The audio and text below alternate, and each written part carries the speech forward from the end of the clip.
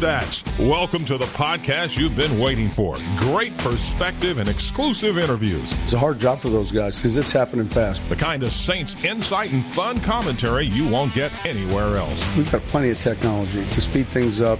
It's time to kick off your Been There, Done That Saints podcast, where we hand it off to our host, Mike Neighbors, and Super Bowl winning linebacker, Scott Shanley. Proud of these guys. Well, I just think we were prepared.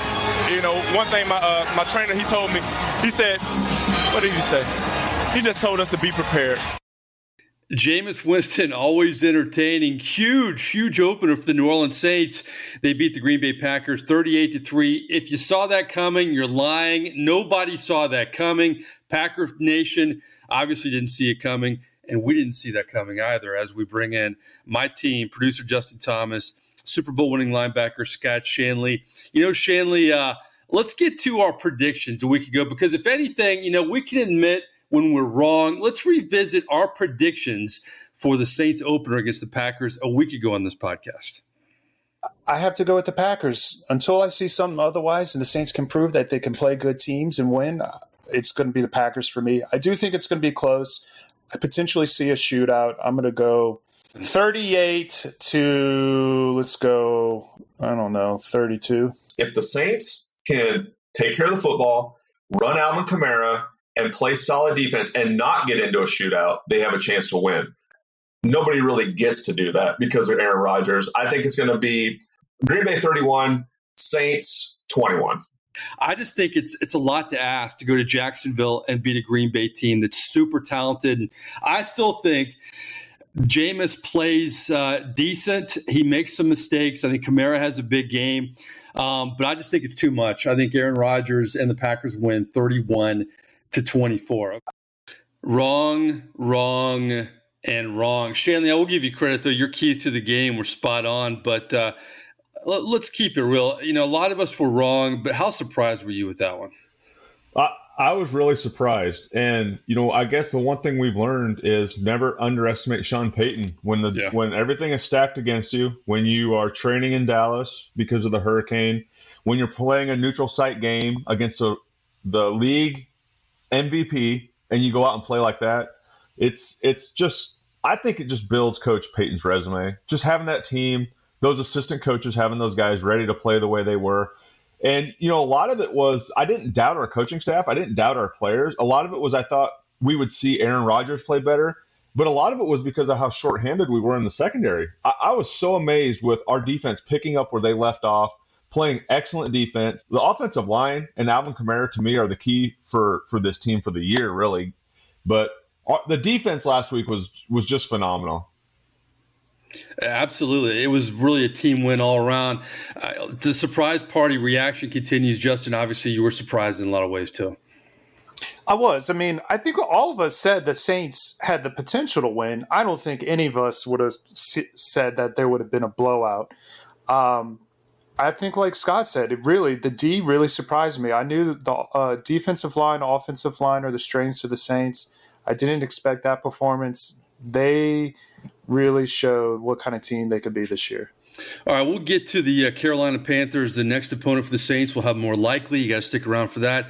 Later in the podcast, we'll talk about our man Jameis.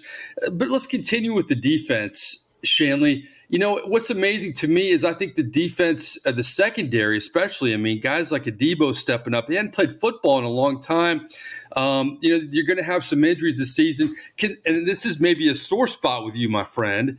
But can this defense, does it have potential to be the best of the Payton era? Does it have the potential? No, it doesn't. Because I think, and it's not because they don't have good players. They do have good players. But I think over the past 4 years, somewhere in there, we've seen the best of the defense for the Payton era. During the run that we unfortunately weren't able to win a Super Bowl, I saw this defense carry Teddy Bridgewater to a 5 record, help Taysom Hill win games.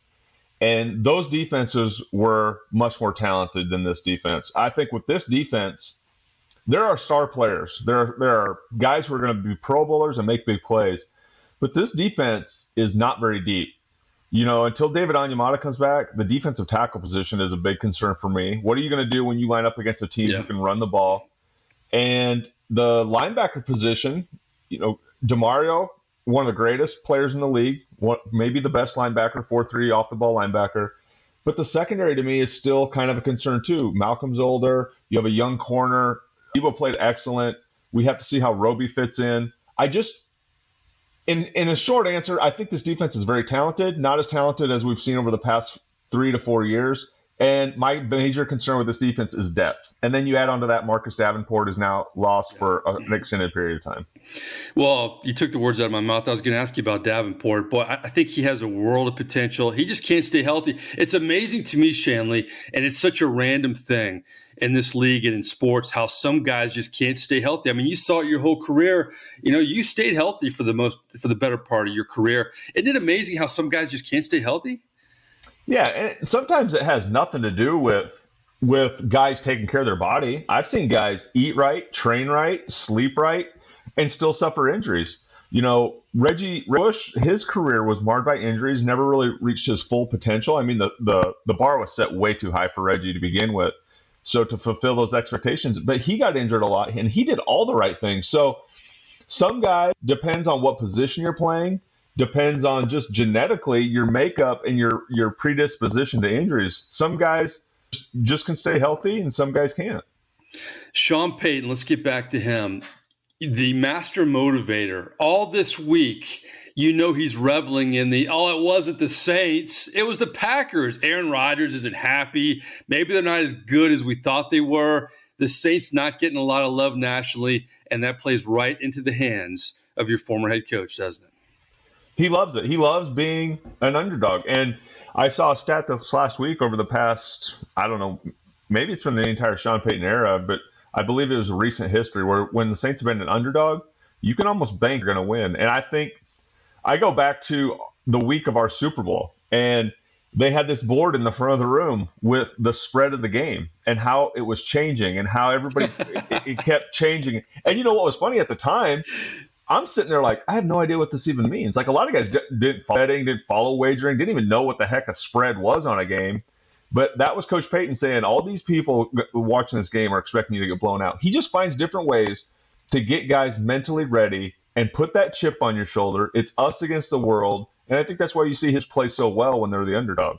Okay, I get the media. I know why you do this. So I understand the draft grades, the power rankings. The power rankings, all of a sudden the Saints are in top 5 in the power rankings. Can we please just put a pause on power rankings, Shanley? I mean, I know fans love this stuff, but it's friggin' ridiculous. Yeah, power rankings have been brought to the NFL because we see how much debate college football polls bring to college football. So this whole power rankings in the NFL, it's kind of absurd, but it gives you talkings throughout the week. And it's amazing to me how if you watch any of the national media channels, one week it's this team is definitely going to win the Super Bowl. And then the Saints beat the Packers. Now the Saints are the favorite to win the Super Bowl. This week the Ravens will upset the Chiefs, and now the Ravens are the favorite. So the power rankings in the NFL are just for water cooler talk. Absolutely. And you know what? I really feel like I don't want to evaluate this team. I'm still nervous about Jameis Winston. I've seen a lot of Jameis Winston, a lot of bad decisions over the years. I almost like the way college football does it. And boy, college football has its own share of problems. Maybe, and I know the media can't do this, and I get why they do it, blah, blah, blah. Wouldn't it be nice to not have any power rankings till halfway through the season? Because I'm not going to be able to judge the Saints team until halfway because I want to see an extended body of work from Jameis Winston. I really do. No, that's a great point. And to tie it in with college football, it's absurd that every year we have preseason rankings. They're meaningless, yes. Absolutely meaningless. And but again, this makes sports great. What makes sports great are opinions. It makes for great debate. It ties in the days in between the games because it's not like basketball where you're playing every other night. So we have an entire week to debate this, and only to be right or to be severely disappointed 1 week later. So it makes it fun. But the whole rankings thing. Listen, the NFL, you have the playoffs for a reason. Once you get to the playoffs, nobody would have picked the Bucs to get hot at the right time last year. So it gets you from week to week and creates a lot of fun for the fans to debate. Yeah, I'm going to get into college football in our more likely segment. The thing about more likely is I kind of do it on the fly sometimes, depending on what we talk about, and that makes this podcast fun too. All right, here are the numbers that I love. I'm not a huge numbers guy, stat guy or anything, but Jameis Winston throws one fewer completion than Aaron Rodgers, but then he has 5 more touchdown passes. I don't know if I've ever seen that in a game, Shanley. It was an amazing performance in efficiency. And you know what? I want to go back to what you said before, Mike. I meant to hit on that. I'm still not sold on Jameis. I think Jameis is the right answer between the quarterback competition that the Saints currently have in the building. But, 5 touchdown passes, amazing. It was a great start. But at the same time, you are not going to play every game where you can run the ball down somebody's throat and you can pick and choose when you want to pass. There's going to be games where you're down 10-0, where you're down 14-0. And now you have to throw your way back into the game. Those are the games where I will judge Jameis more than I did last week, because last week the offensive line was just incredible. Jameis made the plays when he had to, but there was never any pressure on him from start to finish. So, I'll wait to reserve judgment until we get into some other games. This game plan last week was played out to perfection for the Saints staff.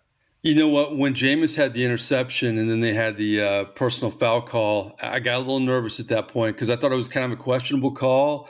And I thought in some ways kind of a makeup call. But you always kind of get that one pass from Jameis. And a lot of people who didn't see the game will never remember that play because, it didn't happen because they took it back. But you always get that from Jameis. He's got to cut some of that out. Yeah. And it could have been turning point. I know they're still probably going to win the game because the play of the game was a Deebo's pick. I mean, that was a huge play. Huge. But I agree. And you know what, Mike? I said this on our post-game show on CST.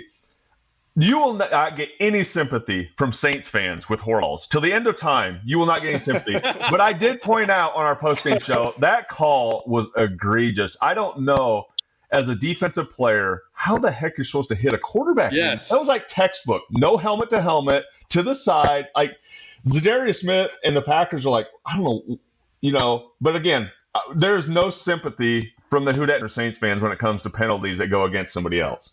Is Jameis wearing a flag? If they ripped the flag off his waist, maybe they I mean, it was crazy, man. I agree with you. As a former player, it has to drive you nuts.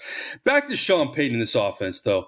This is what really amazes me about Payton. And, Drew Brees, deservingly so, gets credit for this. For years, he made a lot of, I think a lot of wide receivers who weren't drafted and didn't have a lot of success at other places, he made them stars. And you saw when they would go other places, they wouldn't have the same success. But looking at the stat sheet after the opening win against the Packers, you have 8 different targets catching passes. But Shanley, 5 of them, Deontay Harris, Juwan Johnson, Marquez Callaway, Chris Hogan, and my man Tony Jones Jr., 5 of the 8 targets undrafted. It's not just a Brees thing. It's a Sean Payton thing, too. It shows you it's really about the scheme. It's about the coaches. It's about the coaches putting guys into position to make plays. I don't know if any other coach runs as many personnel packages on the field as Coach Payton does. 2 tight ends. Now we have 3 receivers. Now we have 5 wide receivers. It puts so much stress on a defense to constantly match up. And that's what Coach Payton does really well. He understands it's a game of matchups. He's going to put you on the field to show what your strengths are. He's going to limit your weaknesses. He's not going to ask you to do something that you're not very good at. And to your point, the Saints have by far the most undrafted free agents on this roster. Some of it is because they're very talented players. Most of it is because of what their salary cap situation was. But these guys perform when they get on the field. And I think it's a huge testament to this coaching staff, Coach Payton's assistant coaches developing these guys, seeing something in them. And it's not easy to take undrafted free agents and turn them into Sunday playmakers. And that's what this offense has done since they've been there. Yeah, it's just amazing to me what Sean Payton has done. And there's no question Drew Brees is rooting for the Saints this year. But you know what? I didn't get a chance to see Payton and Eli Manning, the rave reviews they're getting from Monday Night Football. What I would like to do is go inside the brain of Drew Brees watching this opener against the Packers. And yes, he wants the Saints to win. But knowing the competitor he is, and you know this, Shanley, when you're away from the game – the first year watching football, how do you think Drew Brees felt watching that game? I mean, he's happy for the Saints, but the competitor in him's thinking, man, I kind of missed that a little bit. Or maybe Absolutely. He doesn't. I don't know. Well, I think the older you get, you feel like mentally you can still do it. But the day of reckoning comes for all players where you realize it's a young man's game. And Drew, he is so lucky to do it for as long as he was able to do it at the level he was able to do it. And the hardest part when you first get done, Mike, is not so much missing the competition or playing in the games and missing fans chanting for you. It's being out, it's watching the game and thinking, I'm letting my teammates down. I should be out there with those guys who I've played with.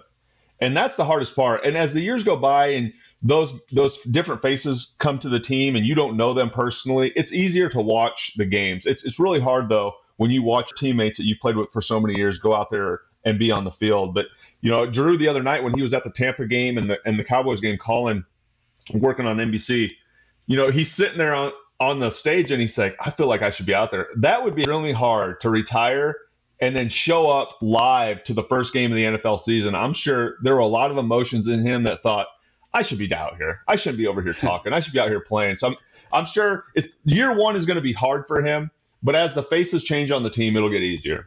You know what he said on the NBC broadcast, I thought it was pretty revealing because Tom Brady had walked up to Tony Dungy and then walked up to Brees, and Mike Tirico, the host, asked Brees, he said, what did Brady say to you? And Brees he came up, he said, man, last time we were on this field, you kicked my ass. And then Brees countered by saying, yeah, but now I'm in a suit and you're still playing, which reveals, he's laughing. But you know what? Every joke, Shanley, has a hint of truth, which goes back to your point on Brees. I had to kind of, he's laughing about it. But, yeah, part of him's thinking, yeah, last time I was here, we won 38-3. It's crazy. It is crazy. And it just shows you that the NFL is a week-to-week league. Things change so fast. And that's why I think we're all kind of tempering our expectations for the Saints team because, just like you said, they killed the defending world champions last year late in the season. And so even though they crushed a good Packers team, we want to see what next week looks like and the week after and get an idea, is that the bar for this team? Or was it just a great showing to start the season? But yeah, Drew is the ultimate competitor. I'm sure it crushed him, and it was hard for him to sit over there and watch Tom Brady continue to play at the level he's playing at. Because there's a certain part of number 9 who thinks I could still be playing at a high level if I chose to. Absolutely. I love the memes, though, and I actually thought about this after the game. The good news for the Packers is they lost 38-3, so maybe they'll win the Super Bowl now, Shanley. Yeah, I guess if you want to put all your eggs in that basket, until the Packers fix run defense and Aaron Rodgers looks interested in playing quarterback for the Packers, I think it could be a long season for them. I think Aaron Rodgers was still thinking about Jeopardy in that game. He just seemed aloof, my friend. It was crazy.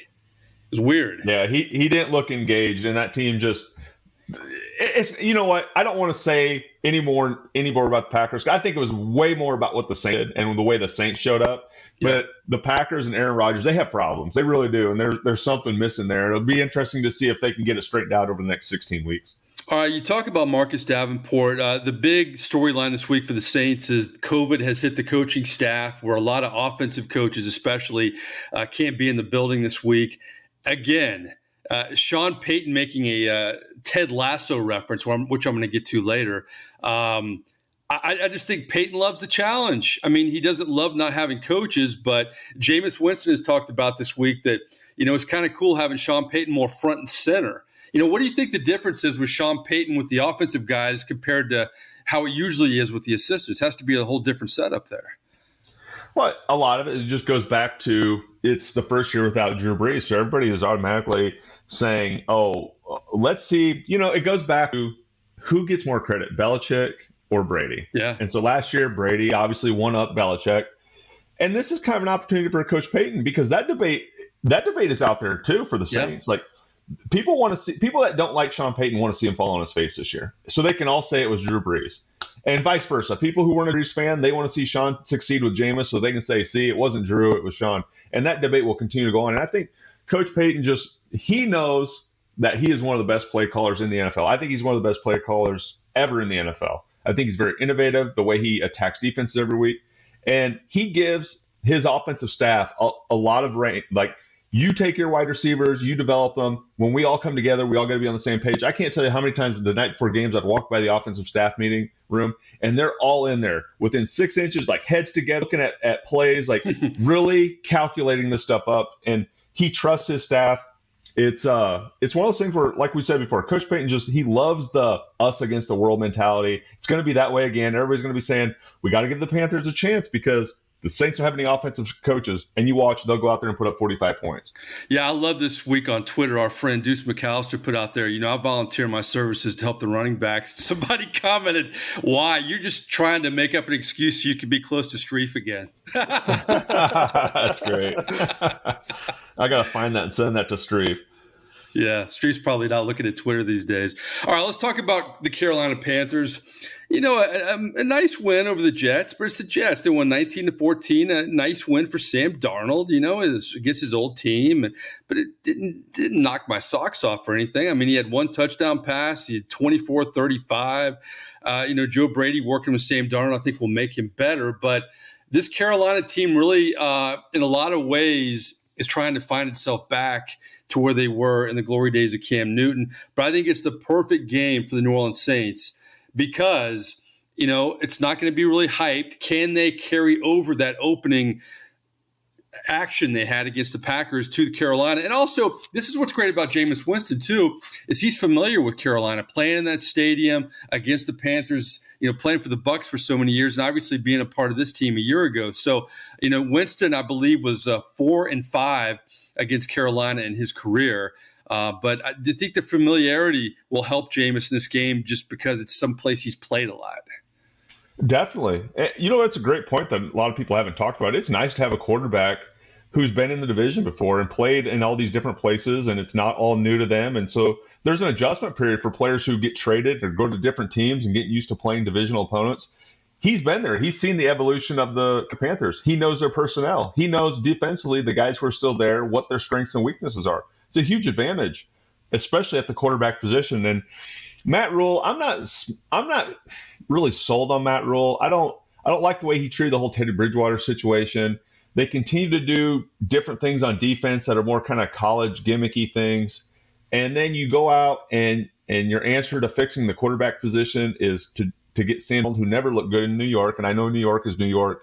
But I'm with you, Mike. There was nothing Sam Darnold did last week that told me, wow, this Carolina Panthers team is a team to be reckoned with. It's more about how healthy can Christian McCaffrey stay. That is going to be the main difference between this Carolina Panthers team being 4-13 or maybe 10-7.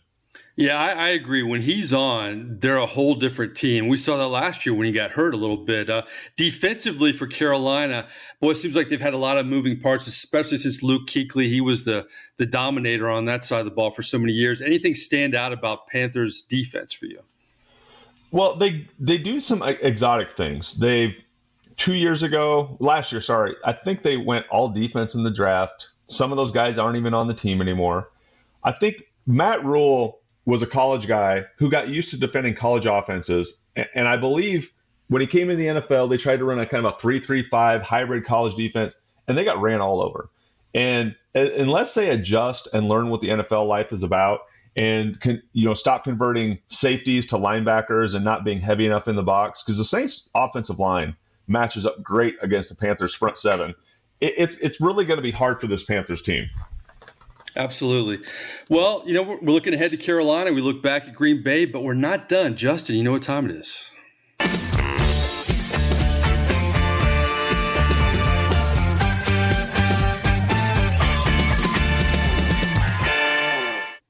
More likely fun. We bring back Justin Thomas. Scott Shanley and I are still here with you, but Justin, we bring him back and we throw him right in there. He goes first. This is 3 hypothetical questions. We like to have fun here a little bit. Of course, I'm always at an advantage because I know the questions, but Justin always handles them like a pro. All right, my first more likely, we try to kind of bring it into the game each week. Who do you think is better when he's 100%? Or who would you rather have on your football team, Christian McCaffrey or Alvin Kamara? I think we did a similar question last year. That was before Kamara had his big year, though. This is true. I don't know. Kamara's had a bunch of big years. Yeah, but he had that one year that it was kind of sandwiched there where you're thinking, is he going to be okay with that? Yeah, he was injured. Yeah, all that stuff, yeah. If they're 100%, it's very close. Still hard to answer, isn't it? It is hard to answer. I think they're both talented. I think, you know what? Even though probably Christian McCaffrey is a better athlete, I just love the way Kamara plays. It seems impossible to take him down. He's done some amazing stuff. I'm going to go with Kamara, and maybe there's a little home bias because of that, but I don't know. I feel like you can't go wrong no matter who you pick. Well, at least it was a tough decision for you. Shanley, who would you take if you're the general manager of a ex-football team? Would you take Alvin Kamara or Christian McCaffrey? Yeah, I said Christian McCaffrey before because I saw Christian McCaffrey be like a bell cow running back for a number of years with tons of touches and not get hurt until last year. And that was why I chose him over Alvin Kamara, because I've never seen Alvin Kamara be the number one guy who got tons of touches and wasn't able to see what he did. I believe if Alvin Kamara got the number of touches that McCaffrey had the last few years, his numbers would be better. So for that reason, I'm going to go with Kamara. And he's got his opportunity this year to be that running back. No Latavius Murray. I know Tony Jones has had a good preseason.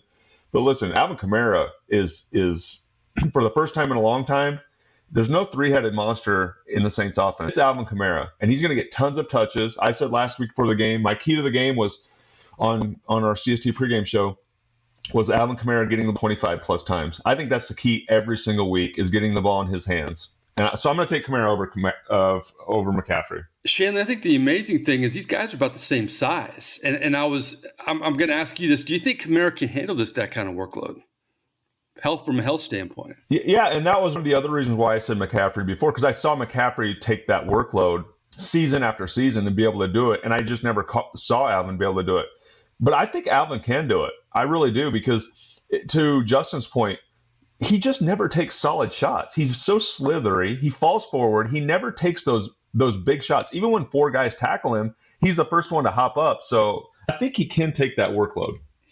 A year ago at this time, I definitely would have said McCaffrey too. Alvin Kamara, I was wrong, just like I was wrong about the Packers game. I didn't think he deserved that big contract a year ago. I thought, I don't know. But boy, last season opened my eyes and definitely opened a lot of people's eyes. We always knew he had talent, but he took it to a whole new level a year ago. And I'm even thinking last year down the stretch, boy, I really used to like Christian McCaffrey more, but I'd take Kamara now, and I'll still take Kamara. It's going to be interesting to see the kind of season he has. He's off to a good start, and he's going to be great for Jameis Winston in a lot of ways, too. Jameis Winston, Shanley, he's never had an Alvin Kamara in his career. He's never had a running back like that. He had some success with Doug Martin back in the early Bucs days, but Ronald Jones is not Alvin Kamara. Leonard Fournette is not Alvin Kamara. He didn't have Leonard Fournette. That's Brady's guy. But that's another thing, Shanley, about Winston. He's never had an Alvin Kamara type guy.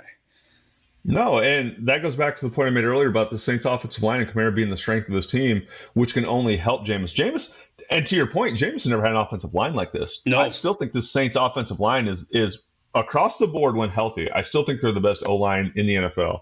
They're going to take this Saints team to where they want to go, along with this defense and running game. And as long as Jameis takes care of the football and makes the throws he has to, I think I'm a little concerned about the Saints wide receiver core still, just because there's a lot of inexperience until Michael comes back. I believe Deontay Harris can be a breakout star in this offense, but that's where you run, and then you go deep to Deontay. And that is going to be the formula for the Saints offense and their success this year. It's funny you say that, Scott Shanley. That's the chemistry we have in this podcast. Second, more likely, I am talking about those Saints wide receivers, and as much as I rip the NFL rankings and being prisoner of the moment after week one, I'm going to do it here and more likely. All right, Justin Thomas, would you take as the Saints leading wide receiver when all is said and done this season? Is it Michael Thomas, or you could have one of two choices, Michael Thomas or Marquez Callaway, or the field? How about that? The leading wide receiver for the Saints this year, either it's Michael Thomas or Marquez Callaway, or it's the field. I guess it depends on when Michael Thomas comes back. If he's coming back, mid-season, I think? Maybe, I'm thinking a quarter of the season, they're saying. Maybe early to mid-October, Shanley, I'm thinking. Something like that. Okay, so if he has, let's say, 3/4 of the season to play, I'm still going to go with Michael Thomas. And if he can come back and be 100% healthy and not have a nagging injury like he did last year. Remember, in the field, you have Traquan Smith coming back too. Just saying. Traquan Smith hasn't done anything. I know. He's like Davenport. He's not consistent. He's injury riddled, and right. Sometimes he hits, sometimes he misses. I really like Marquez Callaway. I think he has great potential. Also like Juwan Johnson. I mean, his size and his range But I think Michael Thomas, he's proven that he can be a number one receiver. He's done some great things the last couple of years. If he can be healthy, I think it's a no-brainer. Juwan Johnson and Chris Hogan are the quintessential Sean Payton guys. I mean, Hogan's like he played for the lacrosse whip snakes of the Premier Lacrosse League before joining the New Orleans Saints. That's what Sean Payton does, man. I'm starting to wonder, Shanley has some really up-and-coming football players, his sons and his family. I think if they dressed out for the Saints, maybe they'd get a couple catches this weekend. I mean, it's unbelievable what Payton does. So with that in mind, Shanley, what do you think? Is it Thomas or Callaway, or is it the field in terms of who's going to be a leading wide receiver for the Saints this year? Well, when you say leading wide receiver, are we talking receptions, yards, touchdowns, or just main guy? I'll say receptions. Receptions? Yeah, I'll say receptions. Mike, if it's receptions, I may go with Alvin Kamara. But no, from the wide receiver position, I think Deontay Harris is going to have a lot of explosive plays. But when you have explosive plays, you're throwing vertical. Probably going to not have a bunch of receptions doing that. I think the safe pick until Michael Thomas gets back, I'm going to go with Marquez Callaway. And it could be 50 receptions, but I think you're going to see a receiver by committee approach. I think Callaway is one of those guys that they really trust, they really like, and he continues to get better. And when you have those type of guys in the building, they're going to look for ways to get him the ball. And he's going to be the leading wide receiver with receptions, but I don't think he's going to be the guy that has the most yards or touchdowns. All right, nobody wants to hear about my fantasy team, so I'm sorry for the next 20 seconds here. But I thought Callaway was my steal in my fantasy draft. Shanley, should I be worried about Callaway this week? Is he, to me, the kind of guy that's not used to being the focal point for defenses? And I think the Packers keyed on him in week one. How will that affect him, moving forward here? Because he's not used to being a guy like that, especially in the NFL. No, he isn't. He really isn't. And Jameis is still trying to work out his chemistry with the wide receivers. Who do I trust the most? Where do I want to go with the ball when it's critical? Like Drew knew when it's 3rd and 3, we're going to Michael. A slant, whatever it is, that's where we're going. And maybe when Michael back, Jameis and him will work on that chemistry. But for that, I think when you look at the Panthers, they have good corners. They really do. And that is going to be a challenge for the Saints this week. So your fantasy team may take another hit because I don't think Callaway's going to get a lot of receptions or targets. It's going to be about Alvin Kamara, the screens out of the backfield, the one-on-one halfback option routes versus the linebacker. Continue to work Troutman. He needs to catch the ball, and Juwan Johnson. I think you're going to see more of the Saints offense being middle field eccentric with the backs and tight ends and the slot receivers than the outside guys. I need to do more fantasy stuff with Shanley. Maybe my team would be better. I drafted Juwan Johnson actually and didn't start him, and that was a mistake too. Yeah, that would have been a nice little coup there. I still think it's going to be Thomas or Callaway when all is said and done. I agree. Deontay Harris is going to make a lot of splash plays. We'll see about Traquan when he comes back. But a lot of the other guys, I think they're complementary guys. Juwan Johnson will have his moments. Troutman needs to start holding on to the football. Maybe he'll get a little more. But, Kamara's going to get a lot. But it's just vintage Saints, man. A lot of people contributing at wide receiver. But I think when all is said and done, it'll be Thomas and Callaway. All right, our third more likely, try to end it on a light note. And I feel like I'm pretty in tune with, recent shows and what's going on. I don't watch a lot of TV, but if I hear something good, I want to watch it. I've never seen Ted Lasso, and I mentioned it earlier. Sean Payton makes a Ted Lasso reference, and apparently this show is really good, and I know a lot of different people who have told me it's good, and that's always a good sign. More likely, have you seen Ted Lasso? And if you have, can you tell me why I should watch it, Justin Thomas? I have seen Ted Lasso. I'm either caught up or one episode before I'm caught up. It's really good. It's funny. It's about a soccer league in UK and a coach from the US who coached American football going over there to coach soccer. You know what? I think the best thing about the show and why I would recommend watching it is that at the end of the day, it's kind of like a feel-good show. It's funny. There's drama and all, but especially last year when its first season started during the pandemic, it was just nice to put on, kind of get a little escape, feel good about, people in general are the best attributes of people, I guess you would say. So, yeah, I would highly recommend it. It's definitely a show that my wife and I like. Wow, Justin Thomas didn't know that was coming, and he's a TV critic now. I love this, man. That was excellent work. Shanley always surprises me. I have no idea if Shanley's seen Ted Lasso. This will be surprising. So what do you think, Shanley? Yeah, I watched season 1. I have not watched season 2.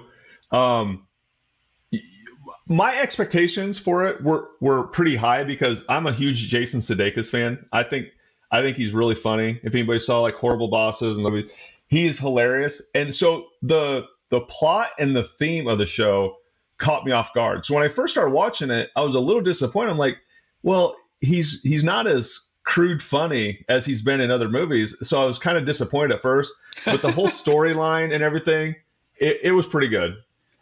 Okay. Well, you guys are very different in terms of your taste sometimes, so I'm going to have to check this out. I like that Shanley wants it to be cruder. That's the breaking news here in the podcast. That's what we want from our sitcoms moving forward. So I haven't seen it. So if you're listening to the podcast, you haven't seen it, there you go. Great recommendations from our partners right there. All right, let's get into predictions. We're all 0-1, and we're very outspoken, and we revealed that we admitted we're wrong, and that's big of us, I thought, early on. But we have the Carolina Panthers. We have the New Orleans Saints. This has letdown written all over it, I think, in terms of what many people may feel about this game. You're going on the road and all of that. But what do you think? We'll begin with you, Justin. Who's going to win, and what's the score going to be? I agree. This potentially has upset written all over it, especially after a huge win against Green Bay. I think this team, though, is still too good or too well coached to give up a letdown. I'm not scared of Sam Darnold. Honestly, I think the key to Panthers winning is Christian McCaffrey. I don't think the Saints will be able to stop him totally, but I think they'll be able to slow him down. I think it's going to be a little bit lower scoring game. Saints win 24 to, let's go 13. 24-13 Saints. Okay. Shanley, what do you think? I'm going Saints 31-21. I'll give you the score right up front. I believe this Saints offense will be able to run the ball just like they did last week. Carolina may make some adjustments and really pack the box, which will force Jameis to make plays down the field. But I think he has a guy in Deontay Harris who can do that. He has Juwan Johnson, who made some great athletic catches. I don't think Carolina has a linebacker who can cover him one-on-one if you get him in the game. My concern is on the other side of the ball. I think Carolina is going to try to run the ball, and I believe they'll be able to have some success because we are depleted on the defensive line. No Onyemata, no Davenport. There's just not a whole lot of depth. So if they extend drives with running the ball, the Saints defense will get tired. I think they will score points. 31-21, and in honor of the new age NFL, the Saints spread is -3.5, so I look for them to cover it. The over-under total points is 45. Obviously, I look for the over on that. Man, Shanley's going over-under and spread and fantasy advice today. Mike, we got the Caesars Superdome. Yes. If Caesars is looking for a podcast to sponsor, we're waiting for you. And now gambling is legal in Louisiana, so let's go sponsors. Absolutely. It makes it more fun. Absolutely. Forget the power rankings. We got over-unders and all that stuff going on. Absolutely. I think the Saints, I think they win this good, man. I like the defense. I hate the Davenport injury because I think he could be a good player, man. He just can't stay healthy. I'm really encouraged by the secondary. I mean, Roby's going to play in this game, but you got a Debo playing well. I think there's a lot of fun things to watch on this defense in a lot of ways, but I agree. It's fragile thin, especially defensively, this team. But I think Jameis has all these toys, man. He has an offensive line he's never had before. He's got Alvin Kamara. He's getting more used to these wide receivers. He has Sean Payton. I think Jameis is going to get better and better, but I'm going to hold judgment, like I said, until halfway through the season. But I think the Saints win 27-17. Justin, our folks on Twitter can weigh in. Where are we on Twitter? At Dundad Podcast. And we're on all the platforms. So if you want to hear our podcast, we're on iTunes, Spotify, Stitcher, everywhere there's a podcast, we are on it. So please subscribe. Always give us feedback and let us know what we're doing good, what we're doing bad. And we'll see what happens this week. I mean, the Saints have a chance to stay undefeated, kind of build off that great game in Jacksonville and move forward where they have the Packers in a week. But we'll see how they do against the Carolina Panthers. For Justin Thomas and Scott Shanley, I'm merely Mike Neighbors. Have fun watching the game Sunday. We'll talk to you next week.